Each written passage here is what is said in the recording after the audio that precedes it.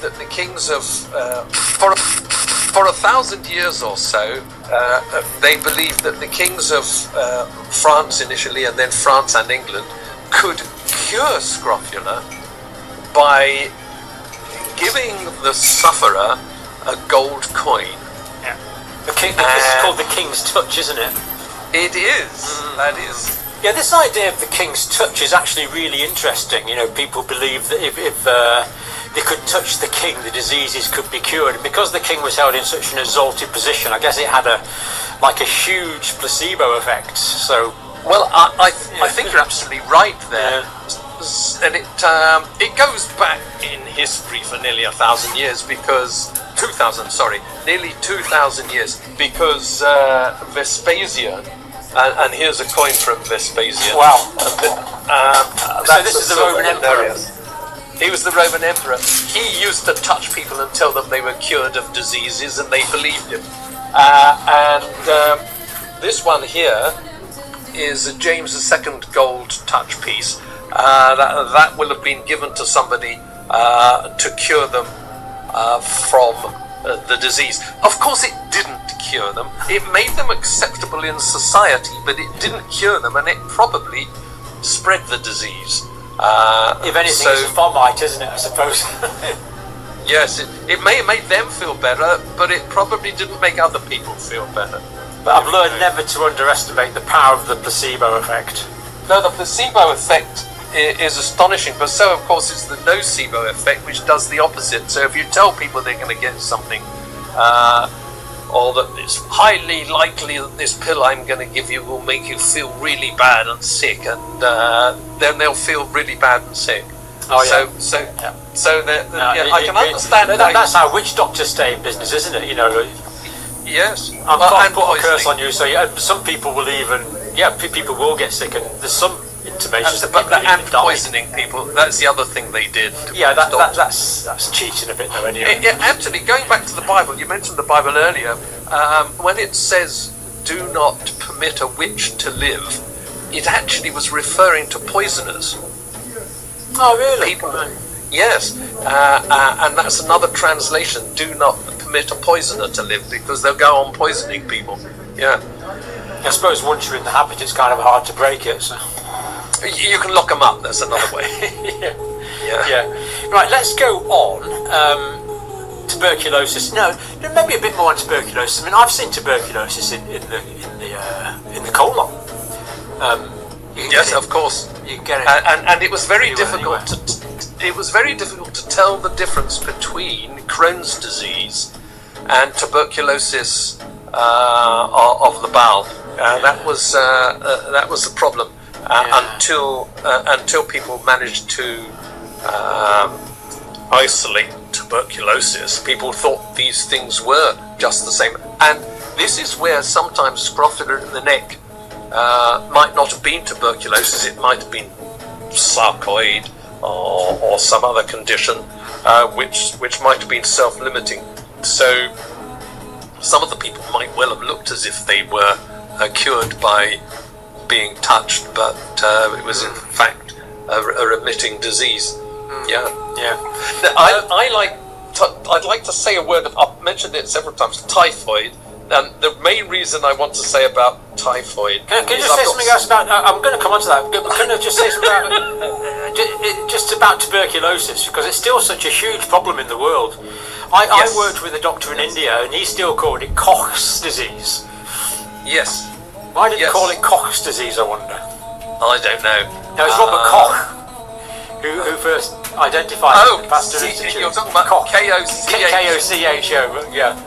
Yes, you're talking about that Cox. Well, it's my northern pronunciation. No, but you're right. That K-O-C-H. They still called it that, yeah. Well, Cox postulates were very, very important. Still are. In every disease. Or certainly all bacterial disease, yeah. It's certainly bacterial, but if you can actually isolate a virus and prove that it will cause a disease in another creature, and then it's got exactly the same thing. You're still using a form of Koch's postulates. It's called Rivers postulates now from the viruses, but it's still, Koch's postulates still make sense. Yeah, it's the same thing, isn't it? Basically. Yeah, Rivers. I think it was about 1920s. Dr. Rivers, something like that. Yeah, because they didn't. The thing about the virus is that they hadn't actually discovered viruses at the time that Robert Koch.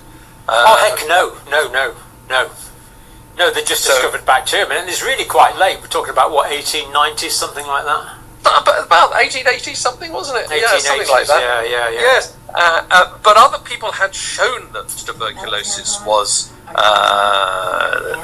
definitely contagious, but the people didn't like to believe it. That was all. And he was or know what the responsible organism was. In fact, they wouldn't even have a concept of organism. I mean, if we go back to Semmelweis, he called them toxic particles, didn't he? That's true. That you got rid of with the washing your hands in the chlorinated lime and boric acid solution. You got rid of these toxic particles. Which in a way is a good description of them. It really is. I think he did. He was amazing.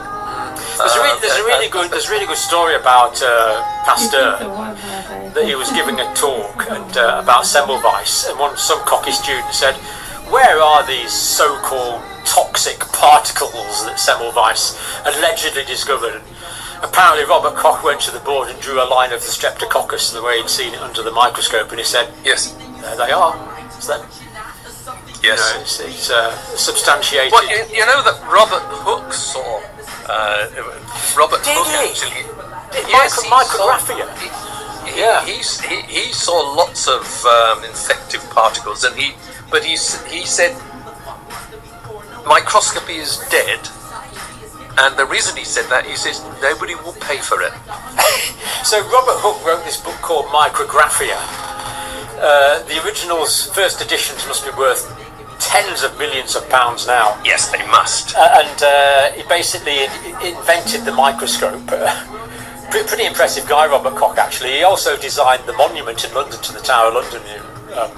Yes. Well, he's one of my... Yes, one of my heroes, yeah. Yes, one of my great heroes. He also he also showed the inverse square law for radiation, and he explained how gravity worked. He did. And it was just that Isaac Newton wrote the equations down first. Yes, that's right. Yeah. But they didn't like each other, those two. When Newton said, "If I see as far as I've done, it's because I stand on the shoulders of giants," he was actually taking a dig at Robert Koch because he was short. Yes, and he was he hated. He actually removed all reference to him in the Royal Society, which is so pathetic, because Newton is still one of the best scientists of all time. The fact that he couldn't give Robert Koch a bit of credit is pretty pathetic, really. Robert Hooke, it's pretty pathetic. He couldn't give him some credit. Well, yes, but he actually, so this micrographia, he drew cork, and it had these cells in it. And yes, that's where the expression cells come from, for prisoners and monks and. Yes, but I reckon he was amazing, and it took another 100 years before microscopy came back. Yeah, because nobody would pay for it, and it required the French Revolution. And my theory is that we only had modern medicine after the French Revolution. So we're talking about what sort of 1790s, something like that? Yeah, 1790s. Yeah. 17. Yeah. And after that, they created the French created what they called clinics, and in these, every person who came to be treated, if they died, they all had a post-mortem, and they really wanted to know what was causing the diseases. Yeah. They did away with the idea that you could learn everything you needed to learn by looking at the ancients. Galen and such like. Yeah. Whereas we were still doing that. We were still treating medicine as if it was a branch, of religion. I suppose there was like William Harvey and a few noticeable exceptions when he discovered the circulation of the blood in the English Civil War. Absolutely, but he didn't. Harvey didn't put that into practice in medicine. He actually discovered this as an important thing for anatomy, but in medicine he still did the bloodletting. He still did. He in other words, he couldn't get paid for anything. He didn't join the dots. That's interesting, isn't it? Yeah, it is interesting, but I don't think they were allowed to, you see. That's what... and it was the French Revolution that threw all that out, and from that came germ theory, the Pasteur Institute, all of that stuff. Long live liberté and fraternity. Yeah, absolutely. Yeah. So... tuberculosis, though, it's had a bit of a boost, really. I mean, it's the most appalling disease, but it's kind of a double whammy with the HIV pandemic, wasn't there? Where you get the immunosuppression. Oh yes. And that allows this chronic tubercular infection to become established. I mean, I remember one child we treated in India. It was appalling. The poor child had meningitis. So he had tubercular meningitis. Yes, horrible. And we couldn't get terrible. It used to be. We couldn't get rid of the meningitis without sorting the immunity out first. So, no, we had to. It was difficult. I can't remember what the physicians actually did now, but I think they probably went for treating the meningitis and the HIV at the same time, because the triple therapies had just become available. But well, before streptomycin, of course, people used to, if they got the meningitis with tuberculosis, they all died. I mean, it was 100% mortality rate. Was it? Yeah. Horrible way to die. The cerebral agitation, the headache. Horrible. Yeah. I mean, meningitis is, people scream with the pain, don't they? It's awful. It's. I mean, I saw a lot of people with meningitis in Africa. It's a terrible condition. Terrible. Horrible. And of course, it can occur in outbreaks, especially in the meningitis belt. But so tuberculosis is still a huge problem. Now we've got multi-drug resistant tuberculosis, of course. But one of the problems still treat it. It just takes about a year. Some of the treatments can take about a year now to treat it. Well, one of the problems is that people don't always stay the course. They don't finish the course of treatment, and then they go off and spread it to somebody else. But when they've spread it, it will be some form of resistant tuberculosis. So one thing I would say is that if you ever get tuberculosis, finish the treatment. I think it's so important. I worked with a group of pretty wonderful nurses in Cambodia in the early noughties, and they had what they call DOTS, directly observed tubercular. Can't remember what it was. So could have been directly observed tubercular treatment. It could have been DOTT. But basically, they had each nurse would be given a group of patients, and he or she was responsible for that group of patients. Right. Basically, through at least 6 months and potentially a year, but every day. Because it was very hard to get the message over to people who were basically uneducated that you don't stop taking this as soon as you feel better. No, that's right.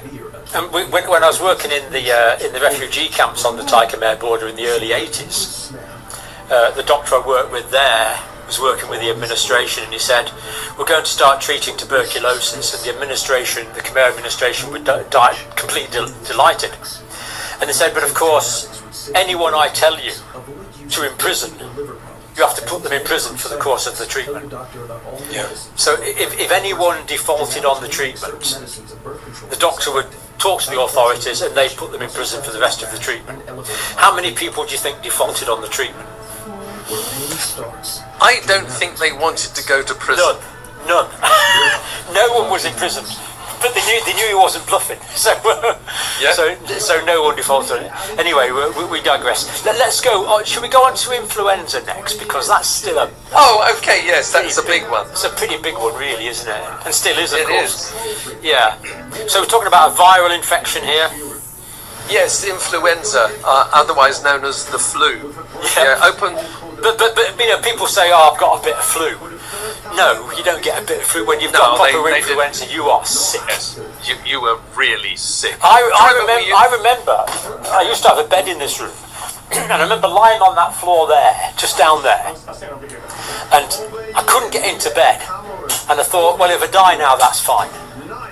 I felt so bad. Yes. This was in the early 90s. Yes. There've been several bouts of the. And we're never ready for it, are we? No. We're never ready for the seasonal flu. I was so ill that the influenza A, the outbreak types. Yes. Oof, terrible. Terrible illness. They've been going on about the Hallett report about why were we not ready for the COVID, and they said because we I think calling the Hallett report a report is very generous of you, Paul, but yes, go ahead. Yes, the Hallett nonsense. The Hallett let's spend money on lawyers. Hundreds of millions on lawyers providing no information at all. So they said the reason we weren't ready for the COVID is we prepared for the wrong pandemic. We prepared for influenza and we got COVID. No, they did not prepare for influenza, and quite frankly, if they had prepared for influenza, they would have been ready for COVID. And we are never ready for the seasonal influenza. So how in any way can you say that we prepared for a pandemic of influenza? We didn't. And why? Well, because there isn't that much you can do except for support. So what do I mean by support? I mean low levels of a certain amount of oxygen provided by masks, not... if the saturations drop, certainly. We always want to titrate oxygen up to... Yes. We don't want to go much below 92, really, in someone who's got a regular... Putting up a drip so that the person can be kept hydrated. Very important. Maybe antibiotics to prevent super infection. Correct. Not to treat the virus, to prevent secondary infection. So this is done in hospital. I'm glad you didn't mention antipyretics, Paul. Because we want to keep the temperature high most of the time, don't we, to optimise the efficiency of the immune system.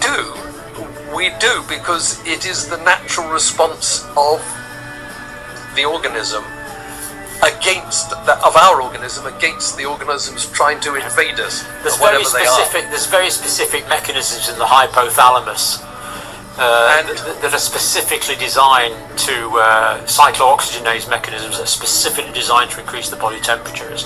I thought it was the result of the interferon that did it. Interferon is going to be it's part of the acute response, isn't it? It's part of the general inflammatory process. Yeah. So good question for Gus next time we see him. Yes. How much of it is due to one or the other? But the point about the point is we're designed to be pyrexia when we're sick. That's the point. Yes, you're quite right. Yeah, because the organisms do not do well when we raise our body temperature. And the immune system works better. And people go and take aspirin to take their temperature down, and it actually is slightly dangerous because you need to have the. However, we don't have room in hospitals in the winter, even for the seasonal flu, and why is that? And we've said this before. It's because they've reduced the number of hospital beds, and they've done that, and they've been able to do that when things are going well because of MRI, CT, ultrasound, day case surgery, all of these things, which certainly reduce the need for hospital beds. But it doesn't help with the flu. So, talking about the flu, we are not prepared for the flu because we do not have sufficient numbers of beds and we don't have enough staff. And so when they said, right then, we will produce Nightingale wards, yes, but there weren't any staff, so they never used them. Well, they're going to bring in a few wrinklies. I think a few of us were down on the list to go and work in them if we needed to.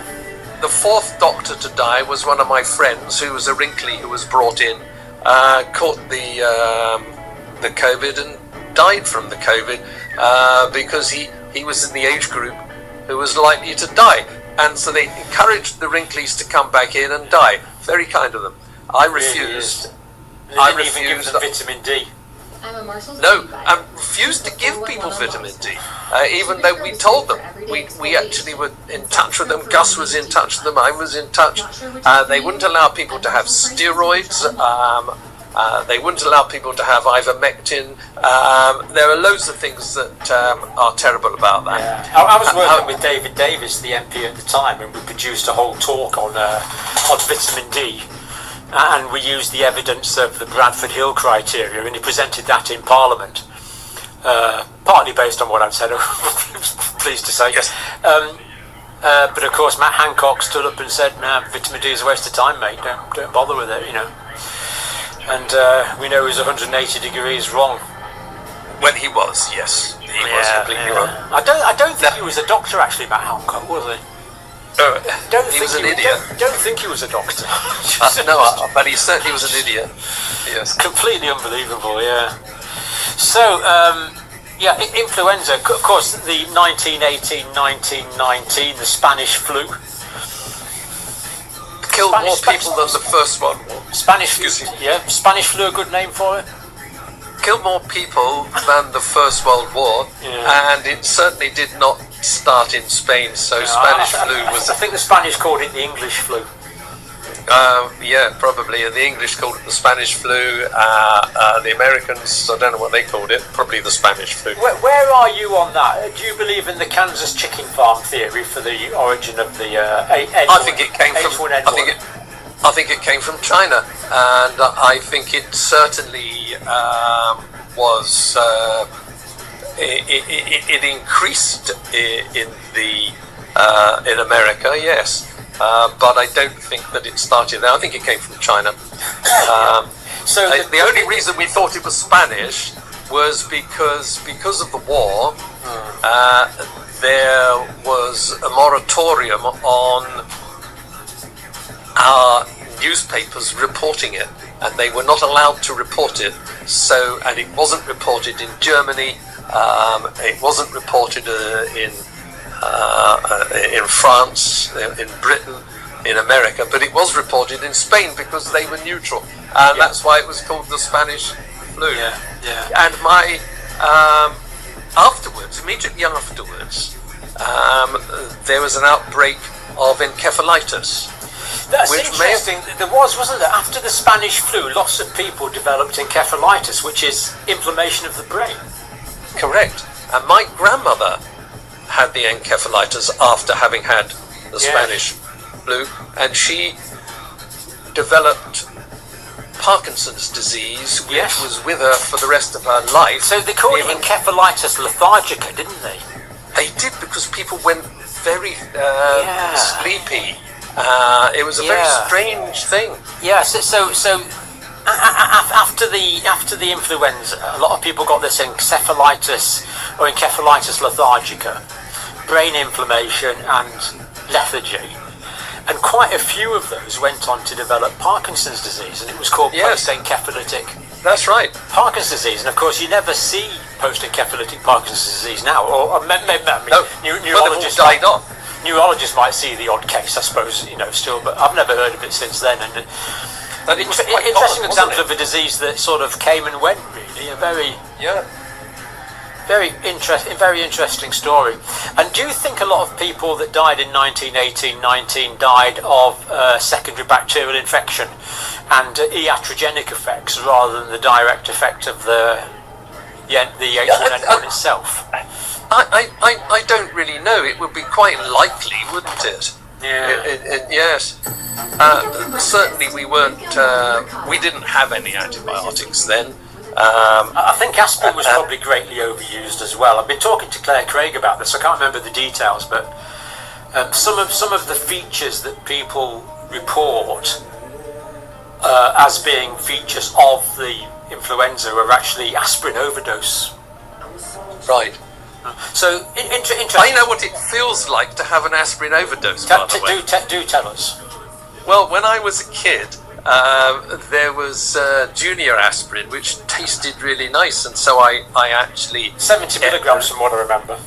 I ate the remains of the bottle when I was little, and I got an amazing. I remember that. It did taste nice. I remember that. Yeah, I think it was orange flavored. It was orangey. It was yes. Lovely. Yeah. It was, and I just thought these are nice. So I've been given one. It's supposed to be good for me, so I thought these will make me feel better. And I ate the whole remains of the bottle. I don't know how much was in the bottle, but they called the doctor round, and he looked at me. He said, "Seems all right to me," and off he went. And so I didn't have my stomach pumped or anything, but I did feel weird. Did you get the tinnitus? Oh yes, absolutely. I got the tinnitus, and I got a dizziness, a general dizziness. The whole room spun round. Oh, good job it wasn't paracetamol though, Paul. Yes, that would have done my liver in straight away, but I luckily recovered from that. And so I reckon I must have been 7. Yeah. Because I remember exactly where I was, and we moved when I was 8, and that was the same period that I actually had the flu. I actually did have flu at that time, and became quite delirious. I remember being really quite ill and being looked after downstairs. Yeah, I remember fevers when I was a kid. I used to hallucinate. That's right. Yeah. Hallucinating away. Yeah. Mum, what are those things? Point, I remember saying, "Mum, what are those things dangling off the ceiling?" You know, I could see them. You know? I didn't see something on the ceiling. I saw water rising up in the room, and it was almost at the level of the bed of where. And I said to my father, "Why have we got all this water in here?" And he said, "There is no water," and it instantly disappeared. Weird, isn't it? Weird thing, hallucination. But another time, I'd been reading the Eagle comic, because I thought that I was in a tiny little spaceship, and this huge spaceship was trying to engulf me with its space. They had just like grabbing arms, and it was actually my father trying to give me a cuddle. Right. Yeah. It's interesting. I remember hallucinations. Like people with dementia often see children or animals. Yes. So I remember my dad a few years ago. He was saying to me, "Well, what's that? Why is there a snake in the house?" He wasn't frightened. He wasn't bothered. But you know, he could see there was like a snake on the dressing. You know. I remember coming. I think he saw children at other times as well. You know, it's strange. Children, I remember animals. Coming back from St Malo on the ferry. Saint-Malo. At St Malo on a ferry, we'd been at the French say medical meeting. What do they say? Saint-Malo. Oh, well, they would, yeah. Well, we don't. Coming back from St Malo, Saint Malo. Ce n'est pas possible, monsieur. Mais oui, n'est-ce pas? And the waves were 30 feet high, and it was a terrible trip. And they said, "Is there a doctor on board?" Well, there was loads of doctors, but I was the only one who stood up. And all the doctors were sick. Yeah, well, they were. And they'd stopped serving alcohol, they'd stopped serving food. And they said, this fellow, we think he might have DT. I said, well, it's highly likely, because we've been some hours already on this trip, and he hasn't been served any alcohol. And I did delirium tremens. Yes, and he was quite right, and he was hallucinating.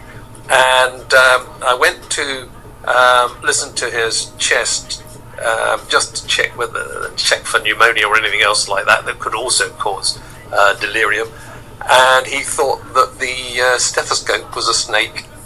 Yeah, in DTs, I've looked after quite a few people with DTs. We do give them Librium, chlordiazepoxide, but they can still get quite bad features. We gave him haloperidol. That was the old treatment. Pretty heavy stuff. Yeah. But It worked. The benzos are kind, but haloperidol does work, you're quite right. But quite often they see insects and snakes. That's the stuff Yeah, that makes really you... do they also see. It's one of these characteristic I know. hallucinations. Someone in class asked if that was the stuff that makes you tiptoe through the tube.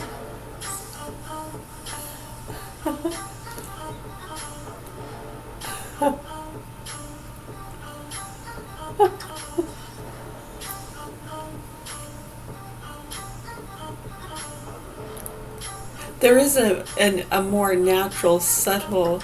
It's there. You don't even need to take the pill. Just start tiptoeing through the tulips. Metaphorically speaking, it's like I'm gonna start doing it right now. Tiptoeing through the tulips. Where does that chutzpah come from, anyway? Yeah, let's go. I'm unstoppable. Do the impossible. I'm irresponsible. Yeah, I'm phenomenal. I got it arsenal. I'm dropping bombs. I'm stopping no. I'm really up shit. She's a top. You I don't think I'm chosen to be the king of rock. Stick the deep on the stove. Yeah, I can hear the tick tock of the clock. I'm in motion, so now I'm good. I'm causing all this commotion. Yeah. Sometimes I feel uncomfortable. Ready to go and rock it up. That's right. I swear to God that I could jump and draw. In that class, yeah.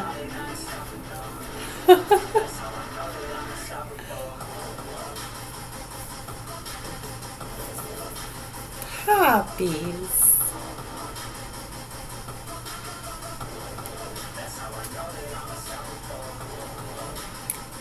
It's almost so...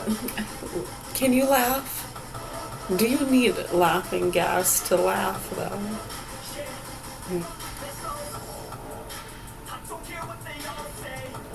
How come... I've seen some people take laughing gas and they don't laugh. Oh, quite the opposite, actually. Contrary. Yes.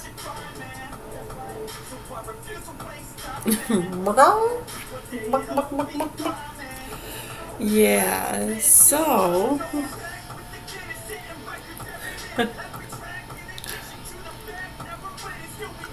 kind of like that.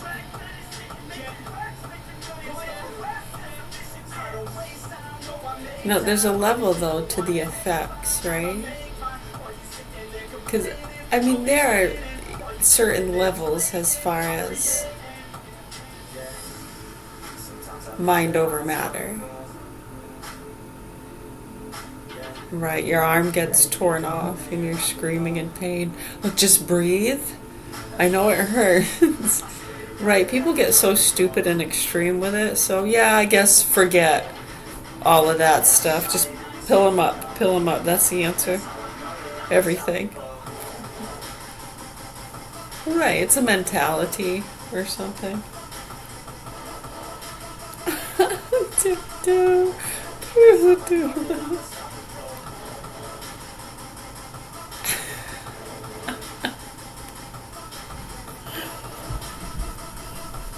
Right, like to say, okay, to feel motivated or get energy, you gotta have your coffee. Oh man. See, I like my coffee, but I don't feel like I have to have the coffee to be motivated, and I can be motivated by other things. Get energy from. Yeah, sure. I mean, there's a mental status to it, though, right? Right. Like if I want to write a paper, I mean, that takes some kind of action. You can have someone write it for you, but if I want to do the act of writing or draw a heart, Could be missing out on a huge opportunity. that has to be done somehow. It's not just going to happen all on its own, right? And for me to expect that to happen just because I want it to and I'm thinking it and I believe it, come on. I'm just like expecting the pencil to pick itself up. And then I'm getting angry that it's not. Look, they told me if I believed and I thought about it hard enough that I would achieve. Right? You gotta have a sense of rationale.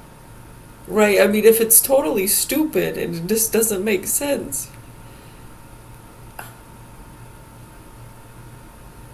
Should we give it a ticket?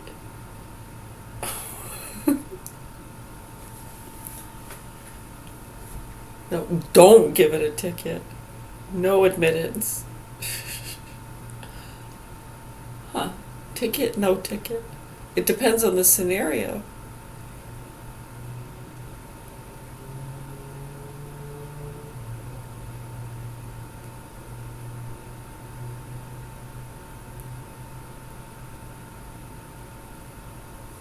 Scene around you. Scenario, scene around you. I'm not crazy. It makes sense.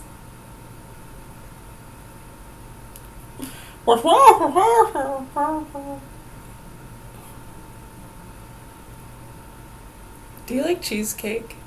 What do you think is the best cheesecake, though? If you had to pick a cheesecake to have, you like a lot of them. It depends on what mood you're in, time of year. You know, you're right. I think you're right.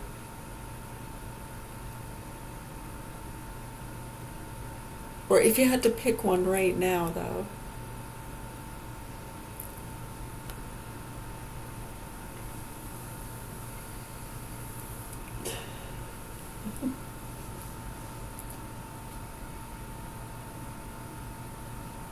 You don't like cheesecake? Some people don't like it. Have you had the dairy-free kind? It's very good. I think it's a little more expensive. It's just as easy to make, and it's actually cheaper if you make it yourself. Did you know that? Yeah, if you got the stuff if you actually had to buy the stuff to make a regular cheesecake or a dairy-free cheesecake, I'm telling you, it's cheaper to make the dairy-free one. And it's healthier too, by the way. Just saying. I'm just saying. And it's better for the environment. Just saying. Just saying.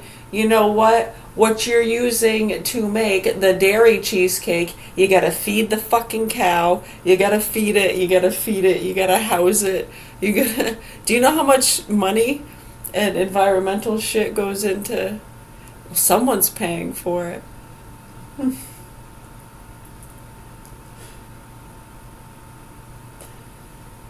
No, just think about it. You gotta feed that thing a lot. Plus, it's farting all that methane into the air. And you gotta kill it. You don't gotta do that for just the dairy, right? Sorry, X-nay on the killing part. You gotta milk it. That's actually... Is that more timely and costly than killing? I mean, the killing's pretty quick, huh? Unless, those pig farms where they'd shock them for like 3 days and let them flop around in their own blood. Horrible. Some of the workers from those places wound up in counseling classes we had. They were goddamn traumatized. You know, we're traumatized just listening to it. We're wondering, are you making this shit up? We're wondering, like, are you just trying to, like, make it interesting to see our reaction?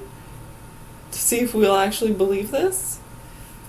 Yeah, so, we sent people in, and they took pictures. Oh, yeah, the fucking farmers were chasing them off and shooting at them and everything. Yes, they did. And this was years and years ago, and then when people got whiff of this, others started getting on board. Remember Jane Unchained? Was that the one up in Canada? I know.